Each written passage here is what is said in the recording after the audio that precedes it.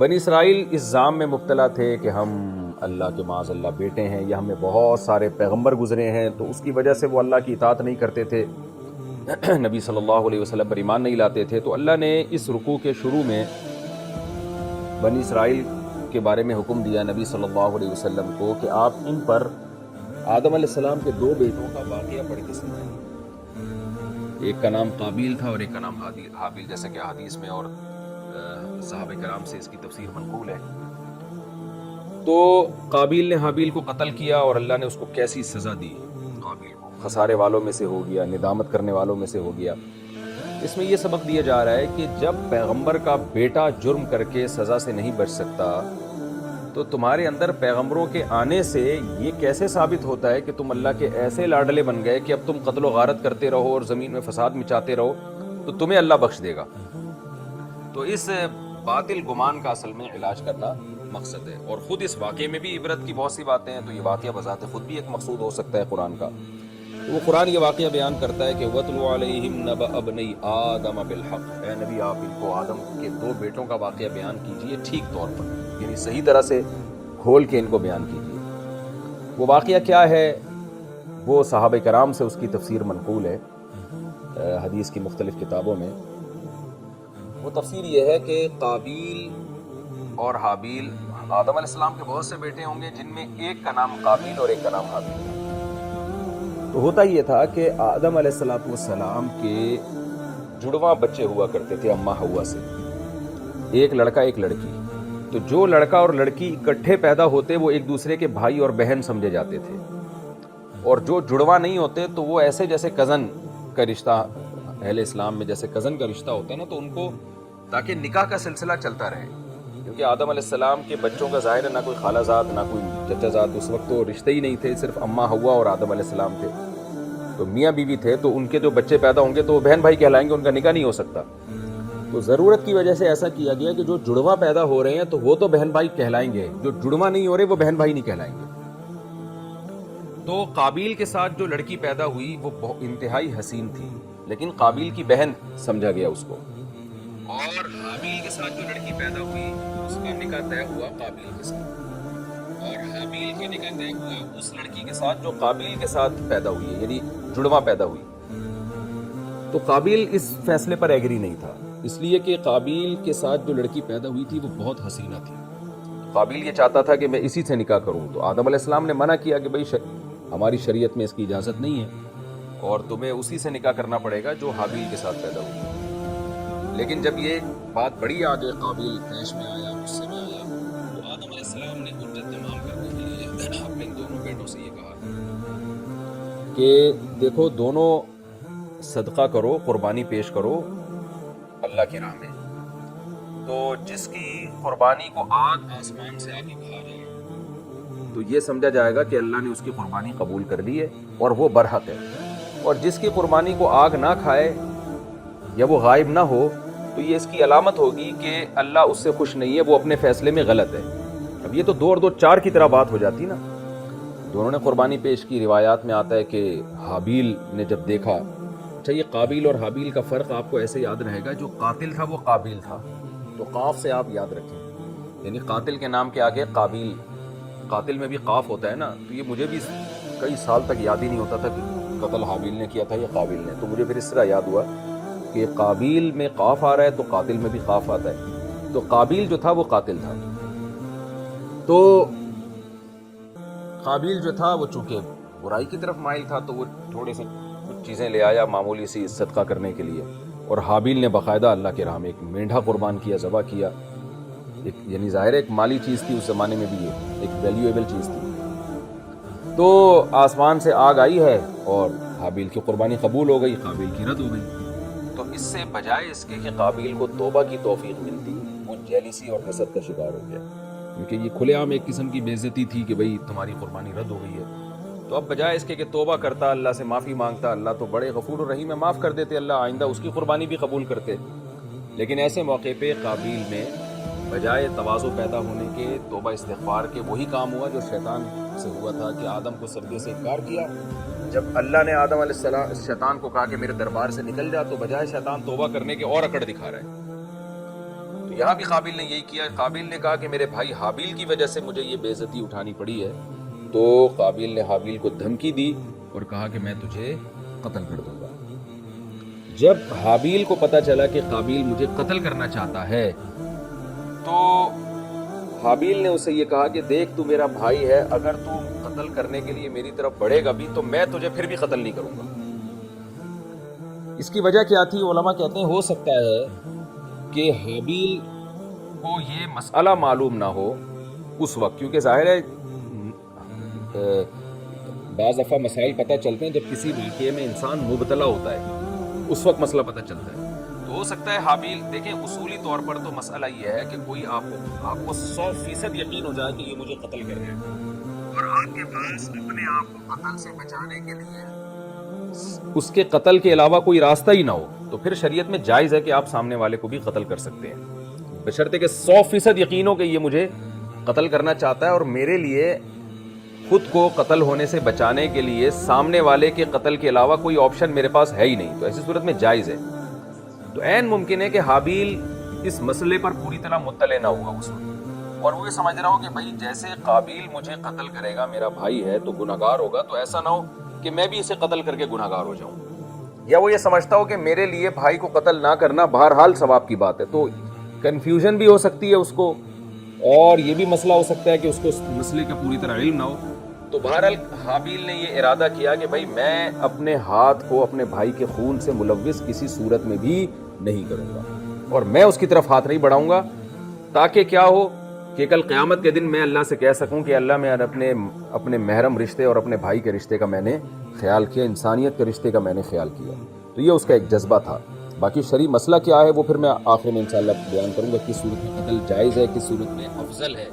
کہ سامنے والے کو قتل کرنے کی کوشش کی جائے, کس صورت میں افضل یہ ہے کہ قتل نہ کرنے کی کوشش کی جائے. وہ شرعی مسئلہ کیا ہے وہ میں انشاءاللہ بعد میں بیان کرتا ہوں. تو اللہ فرماتے ہیں وَاتْلُ عَلَيْهِمْ نَبَأَ ابْنَيْ آدَمَ بِالْحَقِّ, اے نبی آپ آدم کے دونوں بیٹوں کی خبر ان کو بیان کریں ٹھیک طور پر. اِذْ قَرَّبَا قُرْبَانًا, جب دونوں نے ایک قربانی پیش کی, فَتُقُبِّلَ مِنْ أَحَدِهِمَا, دونوں میں سے ایک کی قربانی. قربانی سے میری مراد یعنی قربانی سے قرآن کی مراد صرف جانور ذبح کرنا نہیں ہے,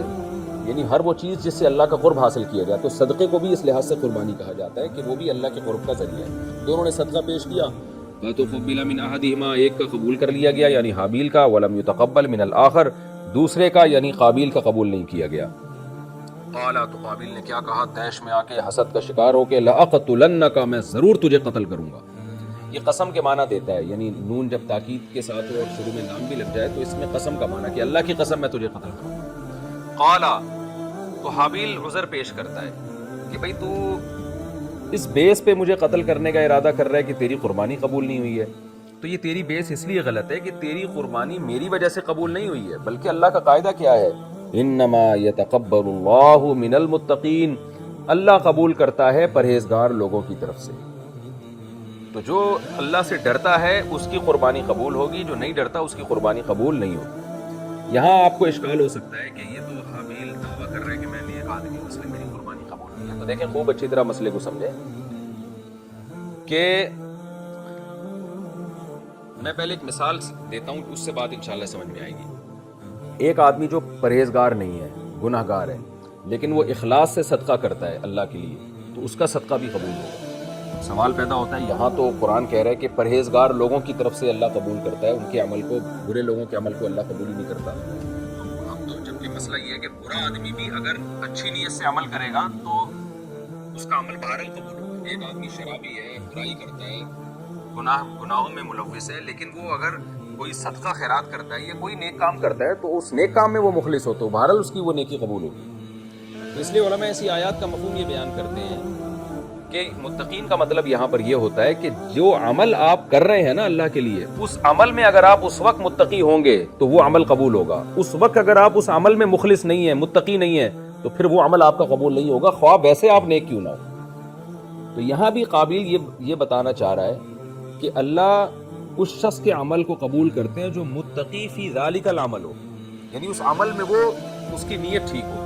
تو میں نے جو اللہ کے لیے قربانی پیش کی ہے, اس قربانی میں میری نیت ٹھیک تھی اور تیری نیت ٹھیک نہیں تھی, تو اس لیے اللہ نے میرے اس عمل کو قبول کیا ہے. تو یہ متقی ہونے کا دعویٰ نہیں ہے, بلکہ ایک شریعت کا اصول بیان کیا جا رہا ہے کہ تیری قربانی کا رد کرنا یہ میری وجہ سے نہیں ہے، لہذا مجھ سے دشمنی کا کوئی فائدہ نہیں ہے، بلکہ تیری قربانی کا رد کرنا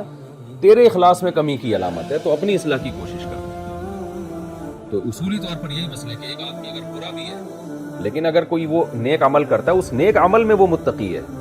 تو پھر اس کا عمل قبول ہوگا، اور ایک آدمی اچھا ہے لیکن وہ نیک عمل کر رہا ہے اور اس نیک عمل میں وہ متقی نہیں ہے، ویسے وہ متقی ہے لیکن اس نیک عمل میں اس میں اخلاص نہیں ہے، تو اس کا وہ نیک عمل قبول نہیں ہوگا۔ قال انما يتقبل الله من المتقین، حابیل نے کہا کہ اللہ پرہیزگار کے عمل کو قبول کرتا ہے، تو اس عمل میں متقی ہوں، پرہیزگار ہوں، مخلص ہوں، اور میری نیت ٹھیک ہے اور میں حق پر ہوں، تو اس لیے اللہ نے قبول کیا، اور تو حق پر نہیں ہے اس لیے قبول نہیں کیا۔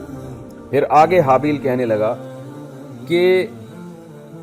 لئن بسطت الی یدک، اگر تو نے میری طرف اپنا ہاتھ بڑھایا نا مجھے قتل کرنے کے لیے،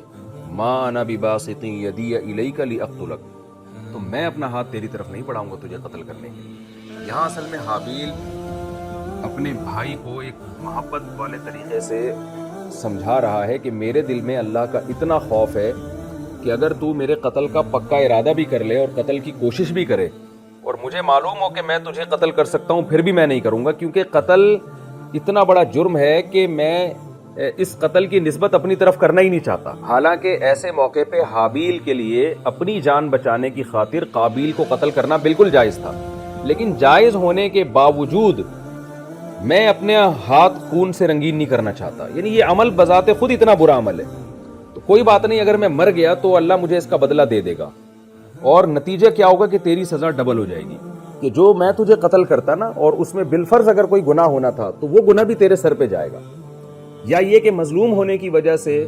جو میرے سے ماضی میں گناہ ہوئے ہیں تو مظلوم ہونے کی وجہ سے میرے وہ گناہ بھی اللہ تیرے سر پہ ڈال دے گا، تو میں تو آخرت کی اتنی فکر کر رہا ہوں۔ یہ علماء کہتے ہیں اصل میں موٹیویشن تھی اپنے بھائی کو قتل سے بچانے کے لیے، کہ جیسے ایک آدمی کسی سے لڑ رہا ہو نا، دوسرا بھی آ کے لڑ رہا ہو، تو آپ اسے یہ سمجھانے کے لیے کہ لڑائی اتنی بری چیز ہے کہ بھائی تو اگر مجھ سے لڑے گا بھی تو بھی میں نہیں لڑوں گا، یہ جیسے گالیوں کی ایک مثال دینے کہ تو اگر مجھے گالی دے گا بھی تو جواب میں اگرچہ گالی دینا جائز ہے، مگر گالی کا لفظ اتنا برا ہے کہ میں یہ جرم کر ہی نہیں سکتا، میں چاہتا ہوں میرا یہ جرم بھی تیرے سر پہ ہو، تو اس میں ایک طرح کی موٹیویشن ہوتی ہے کہ یہ میری نظر میں اتنا بڑا جرم ہے کہ میں تو اس کے وہم سے اور شبہ سے بھی بچ رہا ہوں، اور تو ناجائز، یعنی میرے لیے قتل کرنا جائز ہے، اس کے باوجود میں اپنے آپ کو قتل سے بچا رہا ہوں، اور تجھے پتا ہے کہ تیرے لیے یہ جرم حرام در حرام ہے، اس کے باوجود تو یہ کیسے کر رہا ہے۔ تو اس میں ایک قسم کی اپنے بھائی کو موٹیویشن بھی تھی کہ یہ عمل بہت ہی برا ہے کہ میں اس عمل کی ظاہری صورت اور جائز ہونے کے باوجود بھی اس سے اپنے آپ کو بچانا چاہتا ہوں۔ ایک مفہوم تو یہ ہو سکتا ہے، دوسرا مفہوم یہ ہو سکتا ہے کہ واقعی حابیل یہ سمجھ رہا ہو کہ بھائی اگر میں نے جان کر اس کو قتل کر بھی لیا جان بچانے کے لیے، تو عین ممکن ہے شاید اللہ کہیں قیامت کے دن مجھ سے انتقام نہ لے لے کہ وہ تو ظالم تھا، تو نے کیوں اس کو مارا۔ تو شبہ سے بھی بچنے کے لیے حابیل نے یہ انتظام کیا کہ میں اپنے بھائی کی طرف ہاتھ نہیں اٹھاؤں گا۔ لئن بسطت الی یدک، اگر تو نے میری طرف اپنا ہاتھ بڑھایا کہ تاکہ تو مجھے قتل کر دے، ما انا بباسط یدی الیک لاقتلک، میں اپنا ہاتھ تیری طرف تجھے قتل کرنے کے لیے نہیں بڑھاؤں گا، کیوں؟ انی اخاف اللہ رب العالمین، میں تو رب العالمین سے ڈرتا ہوں، انی اريد ان تبوء باسمی واسمک، اور اگر تو پھر بھی مجھے قتل کرنا چاہتا ہے تو میں یہ چاہتا ہوں کہ تو میرے اور اپنے گناہ کے ساتھ لوٹے قیامت کے دن، یعنی یہ جرم میں اپنے کندھے پہ نہیں رکھنا چاہتا، بلکہ میں وہ طریقہ اختیار کروں گا کہ اگر تو مجرم بننا ہی چاہتا ہے تو جو میں نے تجھے قتل کرنے کا جرم کرنا تھا نا اپنی جان بچانے کے لیے، تو وہ جرم بھی تیرے کندھے پہ آ جائے، یعنی قتل کا جو خون ہے نا وہ تیرے ہاتھ اس خون سے رنگین ہو، میرے ہاتھ رنگین نہ ہو۔ اور ایک مفہوم یہ بھی ہو سکتا ہے کہ جیسے کہ حدیث میں آتا ہے کہ جو بھی مسلمان کسی دوسرے پہ ظلم کرے گا تو قیامت کے دن مظلوم کے گناہ ظالم کے کندھوں پہ ڈالے جائیں گے۔ یہ بھی مطلب ہو سکتا ہے کہ حابیل یہ کہہ رہے کہ میں یہ ارادہ کرتا ہوں کہ تو میرے اور اپنے گناہوں کے ساتھ لوٹے، یعنی قیامت کے دن، کہ تو جب مجھے قتل کرے گا نا تو اس کی وجہ سے ماضی میں اگر مجھ سے کوئی گناہ ہوئے ہوں تو وہ بھی تیرے کندھے پر آئیں قیامت کے دن، میرے گناہوں کی معافی کا یہ چیز ذریعہ بنے گی کہ میں مظلوم بن جاؤں گا، ظالم نہیں بنوں گا میں۔ فتکون من اصحاب النار، جس کا نتیجہ یہ نکلے گا کہ تو آگ والوں میں سے ہو جائے گا۔ میں اپنے آپ کو آگ والوں میں شامل نہیں کرنا چاہتا، ہاں میں یہ ضرور چاہتا ہوں کہ میری بخشش ہو جائے، اور اگر تو نے قتل کا ارادہ کر ہی لیا ہے تو آگ والوں میں سے ہو جائے۔ یہ بھی اصل میں ایک قسم کی موٹیویشن ہے کہ یعنی گویا اللہ ہم دونوں کو آپشن دے رہا ہے کہ دونوں میں سے کون آگ میں جانا چاہتا ہے۔ تو میں چاہتا ہوں کہ تو چلا جائے میں نہ جاؤں. یہ آگ اتنی خطرناک چیز ہے. یہ بھی ایک قسم کی ترغیب ہو سکتی ہے کہ یعنی مجھے یقین ہے کہ یہ دنیا کا نقصان اگر ہو گیا تو یہ نقصان جو قتل کا نقصان ہے یہ کم ہے اور آخرت کا نقصان زیادہ ہے. تو یہ بھی حابیل کی طرف سے ایک قسم کی ترغیب ہے کہ دیکھ تیرا انجام بہرحال جہنم کی آگ ہے جو کچھ تو کر رہا ہے، اور تو یہ سمجھ رہا ہے کہ تو مجھے قتل کر کے کامیاب ہو جائے گا، تو کامیاب نہیں ہوگا، کامیاب میں ہوں گا. وَذَلِكَ جَزَاءُ الظَّالِمِينَ. اور حابیل نے پھر اپنے بھائی کو کہا ظالمین کا یہی بدلہ ہے، جو ظالم قتل و غارت کرتے ہیں ان کا یہی بدلہ ہے کہ آگ والوں میں سے ہو جاتے ہیں. اتنی اچھی تقریر سننے کے بعد بھی قابیل پر کوئی اثر نہیں. ہونا تو یہ چاہیے تھا نا کہ جب وہ یہ دیکھے کہ میرا بھائی اتنا نیک ہے کہ میں نے قتل کا ارادہ کر بھی لیا ہے تو بھی یہ آخرت کو دنیا پہ ترجیح دے رہا ہے اور یہ کہہ رہا ہے کہ میں قتل نہیں کروں گا تجھے، کیونکہ بھائی کا قتل کرنا میری نظر میں بہت بری چیز ہے. تو ہونا تو یہ چاہیے تھا کہ شرم سے زمین میں گڑ جاتا قابیل اور کہتا بھائی یہ بھائی جس کو میں نے قتل کی دھمکی دے دی ہے پھر بھی یہ اپنے رشتے کا پاس کر رہا ہے تو مجھے بھی تھوڑا خیال کر لینا چاہیے. لیکن قرآن کہتا ہے قابیل پر اثر نہیں ہوا. فطوعت له نفسه قتل اخیہ. قابیل کے نفس نے اس کو ابھارا اپنے بھائی کے قتل پر. فقتلہ. بالآخر اس نے اپنے بھائی کو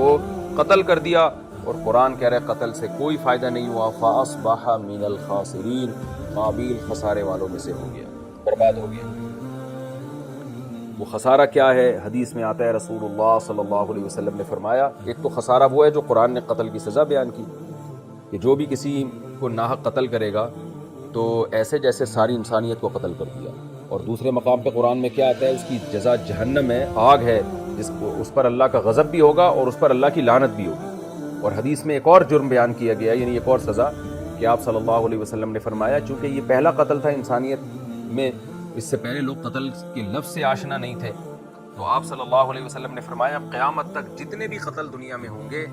تو ان قتلوں میں قابیل کا بھی حصہ ہوگا کیونکہ اس نے دنیا میں قتل کی بنیاد رکھی ہے. تو جرم در جرم اور سزا در سزا بڑھتی جا رہی ہے قابیل کی. یہ ہے وہ خسارہ اور دنیا میں ذلت. اب قابیل نے جب اپنے بھائی کو قتل کر دیا تو پریشان کہ میں اس کو چھپاؤں کیسے تاکہ میرا یہ جرم چھپ جائے. تو قرآن کہتا ہے فبعث اللہ غرابا. اللہ نے ایک کوا بھیجا یبحث فی الارض. زمین کو دیکھ رہا تھا تاکہ اپنی لاش کو، یعنی جو ایک دوسرا کوا مرا ہوا تھا نا اس کی لاش کو چھپانے کے لیے، تاکہ اللہ اس کو دکھائے قابیل کو کہ وہ قابیل اپنے بھائی کی لاش کو کیسے چھپائے. تو کوے کے ذریعے اللہ نے قابیل کو سکھایا. جب کوے کا عمل دیکھا قال یا ویلتا. قابیل کہنے لگا ہائے میری بدبختی. یہ انسان اس وقت کہتا ہے جب کوئی الٹا کام کر رہا ہوتا ہے. تو کافی دیر سے لاش کے قریب کھڑا ہوا تھا کہ اس کا میں کیا کروں، کیسے یعنی اس کے نشانات میں کیسے چھپاؤں. تو جب کوے کو دیکھا تو کہتا ہے کہ ہائے میری بدبختی. اعجزت ان اکون مثل هذا الغراب. کہ میں اس کوے سے بھی زیادہ عاجز ہو گیا، یعنی اس کوے سے بھی زیادہ بے عقل ہو گیا میں. فواری سوءۃ اخی. کہ میں اپنے بھائی کی لاش کو چھپا دوں، یعنی یہ بھی میں نہ کر سکا. فاصبح من النادمین. تو وہ ندامت والوں میں سے ہو گیا، یعنی اس کو اپنے اس عمل پہ ندامت ہوئی کہ میں نے لاش کو اس طرح سے چھپایا کیوں نہیں میں نے.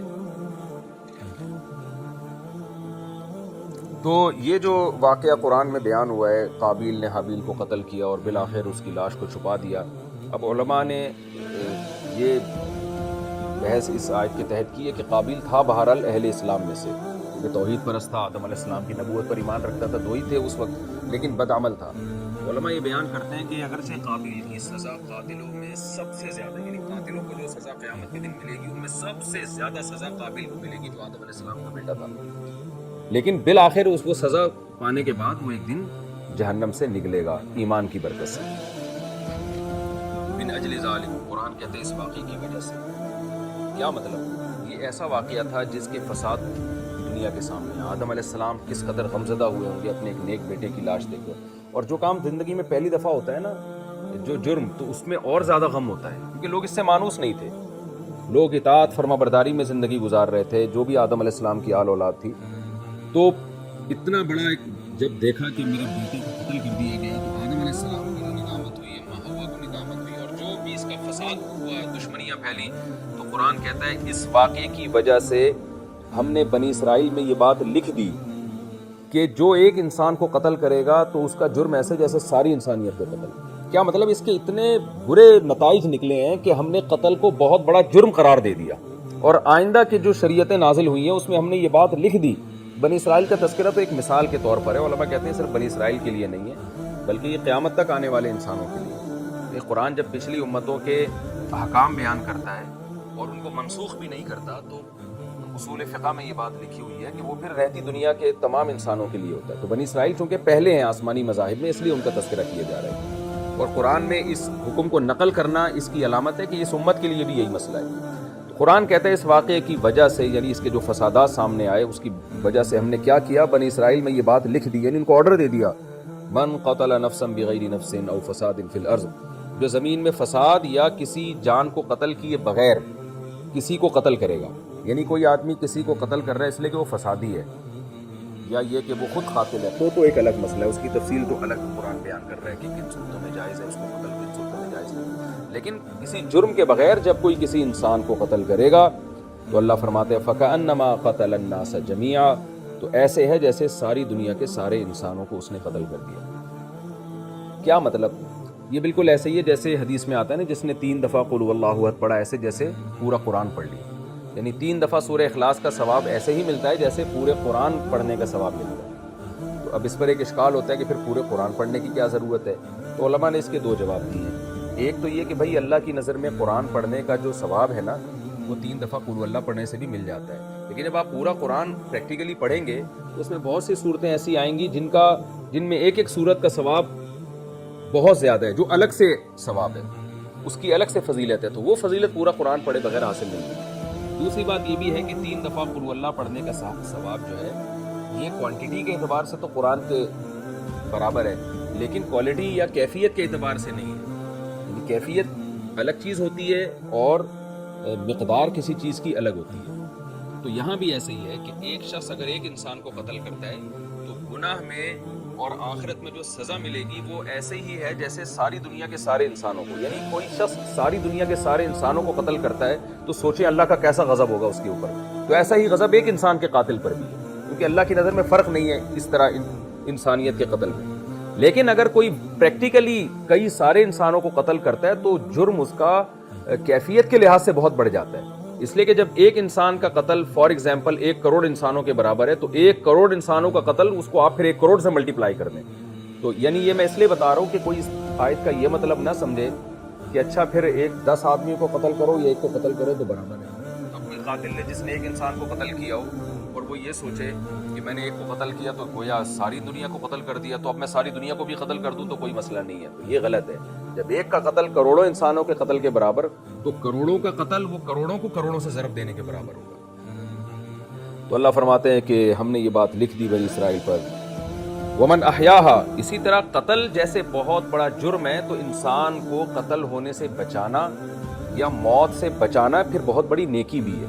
کیونکہ اس سے جو معاشرے میں خیر پھیلتی ہے وہ خیر بھی بہت زیادہ ہے، اس لیے اللہ نے اس کا بھی ذکر کیا۔ ومن احیاہا، جس نے ایک انسان کی جان بچائی، فَكَأَنَّمَا أَحْيَا النَّاسَ جَمِيعًا، ایسے جیسے ساری دنیا کے سارے انسانوں کی جان بچا لی اس نے۔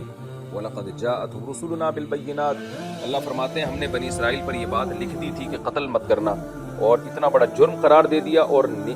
کسی کی جان بچانا اتنی بڑی نیکی قرار دے دی، لیکن ہوا کیا، ہمارے بہت سے پیغمبر بنی اسرائیل کے پاس آتے رہے واضح دلائل کے ساتھ، لیکن ان میں سے پھر بھی بہت سے لوگ اس کے بعد بھی زمین میں اسراف کرتے رہے، حد سے تجاوز کرتے رہے، فساد مچاتے رہے، قتل و غارت کرتے رہے، یعنی بنی اسرائیل نے ہمارے اس حکم پر عمل